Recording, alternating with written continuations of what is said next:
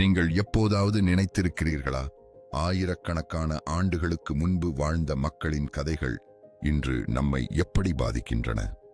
எகிப்திய எழுத்தாளர் ஹானி அப்துல் முரித் சொல்கிறார், நாம் எழுதும் ஒவ்வொரு கதையும் ஒரு கலை. நாகரிகத்திற்கும் கலையிற்கும் இடையே ஒரு தொடர்பு உள்ளது.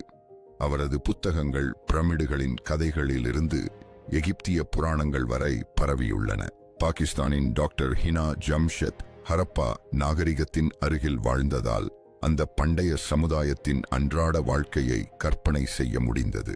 இந்தோனேஷிய பயண எழுத்தாளர் அகஸ்டினஸ் விபோவோ சொல்கிறார், அடையாளம் என்பது உலகளாவிய கேள்வி. நமது சிறிய வேறுபாடுகளை விட மனித நாகரிகத்தை முன்னேற்றுவது முக்கியம். இந்த எழுத்தாளர்கள் நமக்கு ஒரு முக்கிய பாடத்தை கற்பிக்கிறார்கள். பண்டைய கலாச்சாரங்களை புரிந்து கொள்வது இன்றைய சவால்களுக்கு தீர்வுகளை கண்டறிய உதவுகிறது. இந்த கதைகளில் எது உங்களுக்கு மிகவும் பிடித்திருந்தது? இது போன்ற கருத்துக்களை மேலும் அறிய dubai.tamil ஐ பின்தொடருங்கள்.